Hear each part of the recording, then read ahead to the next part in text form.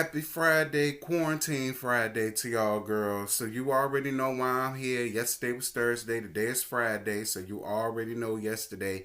Chasing Dallas. Came back on last night, continuing off with their second season, episode 10, New Orleans. Girl, like, comment, share, and most importantly, subscribe. Be sure to hit that bell, become the notification gang. And if you really rock with my channel the way you say you do, please make sure to watch those ads. My PayPal, ooh girl, I need a chop bad. My PayPal and Cash App will be listed down to the description box. For anybody that would like to donate that way, that's fine. You can also donate to the channel by joining. I have 2 tiers. Both tiers come with the recurring payment on your charge card every month. Or you can also donate by purchasing merchandise. My merchandise has been selling a lot in the past couple of weeks. I definitely appreciate that. Anybody who buys anything from teesprings.com/TTalkBoutique for all your T-Talk needs, definitely tweet me, Facebook me, or email me, or Instagram me a picture of whatever apparel that you bought, and I will shout you out, and I will also be putting you up into my recent credits. Last night's episode of Chasing Dallas, I mean, for me, it was fair. You know, it wasn't anything that I had to be like, oh my God, girl, I got to get up out my bed and spit this Diaga out my mouth and kick my neighbor husband down the street out and be like, because I just got to get up here and, give y'all something. I just got to give y'all a video.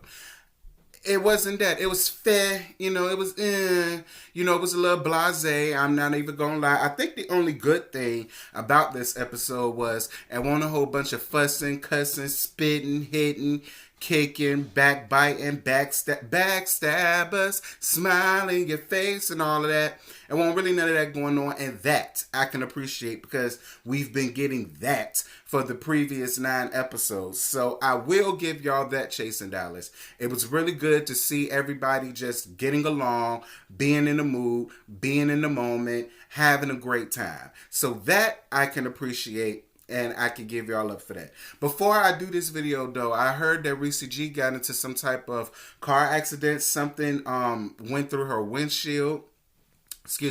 Went through his windshield. This ain't the time to be funny. Went through his windshield, but he is doing fine. Praise God for that, Reese. You know I love you. I'm really glad to hear that you came out of that unscathed, and at the end of the day, that is just a vehicle. We can replace a vehicle. We can't replace a life. So I'm really glad that you came out of that. Thank God for that. I'm definitely still going to keep you in my prayers, and be safe out there, honey. Please be safe out there. I don't want to hear about anything I don't want to hear nothing. I don't want to hear that anything bad happened to any of y'all over there, because despite of what it is that we do, whether I like you or not, I still don't want nothing horrible or bad or hurt, harm, or danger to come your way. So definitely shout out to you, Reese. And you gonna be alright, Puddin'. You gonna be alright. So the cast goes down to the New Orleans trip, baby. Markel says he's driving because when he's wrecked to go, he's wrecked to go. And that's what I'm talking about, Markel. Me and you on the same wavelength. Girl, when I'm ready to get the hell out of this club, when I'm ready to get the hell up out of this bar, when I'm ready to get the hell up out of this hotel because you is just irking my nerve, I'm getting the hell out of here. And I was with Markel for that. Reese has an Airbnb and decides to cook dinner for everybody. Reese, Miss Girl, listen, I'm all here for pitching the penny. But like, damn, girl, how many pennies is you pinching? Like, you talking about you bought a $15 ticket, then you turned around and bought a Greyhound, then you had to Uber everywhere to get to your Airbnb, had to pull up in the Uber with the ceiling missing. Like, and then the Airbnb, it was cute, you know, it was cute for what it was. It was giving very New Orleans tease from the outside, and I was here for that. But girl, you gotta wait in the outskirts of New Orleans. Like, you had to drive 45 minutes to what, Bourbon Street? Like, girl, that's from Hampton to Richmond. Like, girl, that's a drive. Like, they ain't had no Airbnbs closer to the Bell Street. I'm more than sure they did, or to the Bourbon Street, I should say. I'm more than sure they did. Like, what's T, sis? What's T? You ain't want nobody recognize you in case you decide to get a little 1-2 step in for the night, girl. Everybody grown.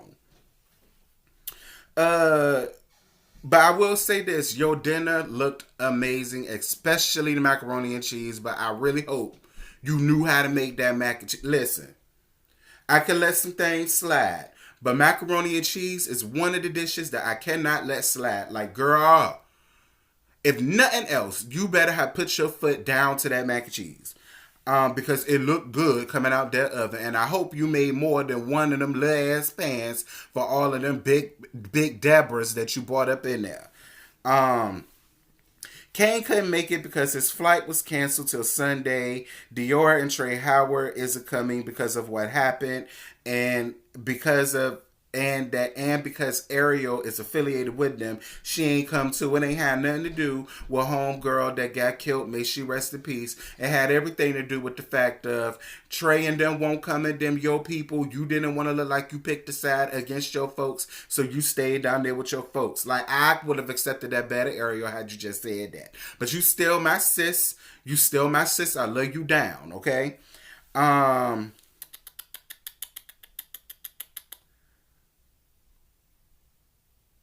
And Reese G brought up the fact that Dior felt like the fight was a setup, but we already knew that. We already knew it was a setup. It was a setup. It was set up and orchestrated by CJ. So, I mean, that's really nothing new. Like, this is what I didn't want to have happen. People want to constantly talk about this fight that happened, 3 weeks ago? Like, girl, been there, done it, and we over that. The rest of the girls decide to come on down to the Airbnb to come and get their bellies full. Lord knows they needed it for the night of debauchery that they're about to get into. Trey Womack, let me tell you something. Your outfit was completely horrible, Trey. It was awful. You a big girl. You a big and like me, okay? You got jelly rolls, girl.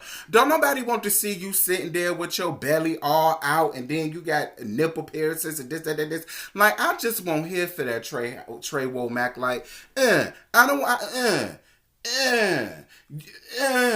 no, I don't want to see, no, I don't want to see you with your belly out, Trey. I do not. I ain't like that. And everybody around there eating, that was very disrespectful. You should have went on ahead and just pulled that up, mama, and ate your food. That unit, I hate it. You need to get rid of it. You trying so hard to look like Michael B. Jordan from the Black Panther, and girl, you just not giving it to us.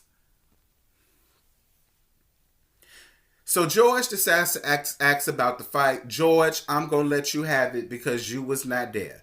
I'm going to let you have it. You won't dare. You don't really have too much going on in the season. So I get it. I'm going to let you have that, George.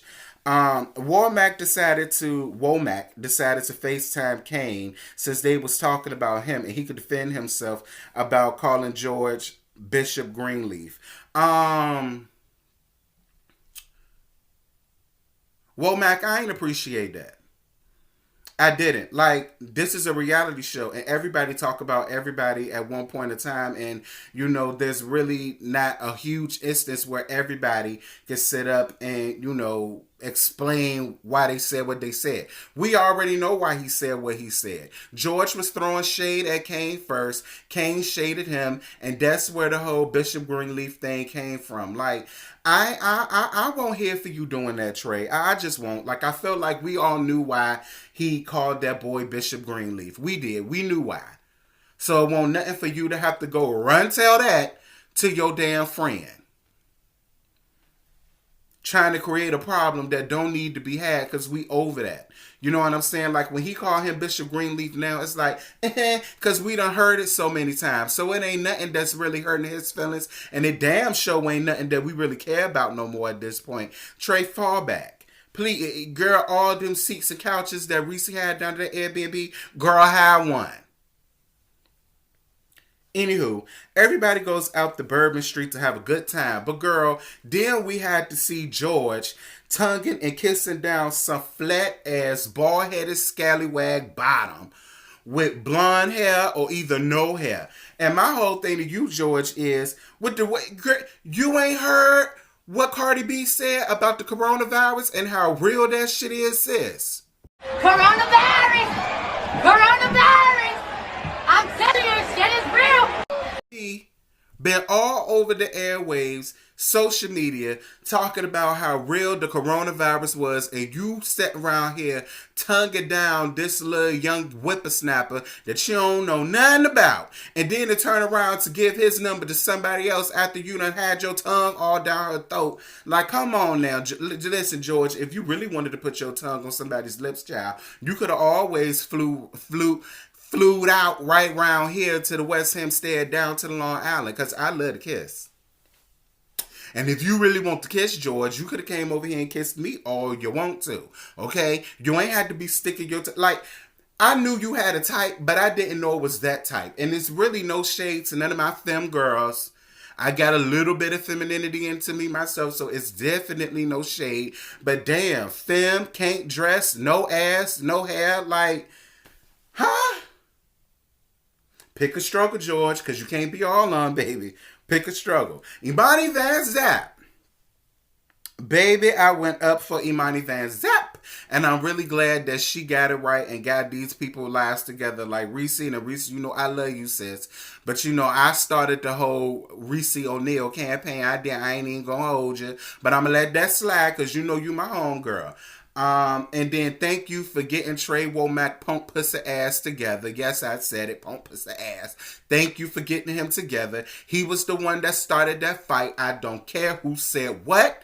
No blows was thrown. Nobody started windmilling until he started windmilling, and then he got jumped. You understand what I'm saying? You can call them a gang all you want to, but they ain't doing nothing but protecting their mother. You understand what I'm saying? Had he never swung first, he wouldn't have had a reason to get jumped. That's how I see it, and I want no argument from there. None of y'all hoes about it. Moving right on along. Markel picks up Reese so they could go out down to the swamp tour. Now, Reese, girl, I'm here for all of the light shade, but you can't shade nobody and simultaneously read yourself, because how you gonna set up here and call George cheat about, you know, not buying a hotel room, sleeping on somebody's couch, and, you know, have to Uber everywhere, yeah. When, girl, you just set up here and told us about how you had to get a $15 flight and a Greyhound just to get there. You can't do that, sis, because that's basically you reading yourself. Girl, the three boys with the blurred faces. And like, if y'all was gonna blur faces, won't no reason for them to be there. Like who was the Hoppo? Who is these women? And why do their faces need to be blurred? And then especially since they talking, girl, I want to see who talking and why they talking. But he did get George together about giving that boy his number. Now I was with him for that. Like, payback is a mug. Now, I don't know when I'm going to get you back, but I'm going to get you back, because you don't be doing nothing like that, George. But George is turning 31, if you haven't already, and he's invited the people that were there down to his little 31st birthday party shindig, girl. I can't wait to see it. The swamp tour. The swamp tour was fair. The only real good thing that happened in it was Reese G collecting her coins doing a lip sync battle with Tina Turner and Miss Proud Mary. I was here for it. And baby, Carrie sung his face to the floor for old girl's birthday party. Baby, he had all kind of runs and modulations down. Girl, ooh, have you ever thought about joining Pastor Hezekiah Walker? Because, you know, they live for the modulations, baby. They be way up down to the 12 gates to the city. Hallelujah. Okay, now that's 12 gates to the city. Hallelujah. Okay, that's a old children's choir song for back in the day, honey. That's really the tease that you was giving me, baby. All of them runs, the modulations, child. You was giving me all kind of Chris Brown, Keith Sweat, Johnny Gill, Trey songs, all down to your throat. Not throat, throat. And I was all here for it. But other than that, I won't hear for nothing else because everything else was boring.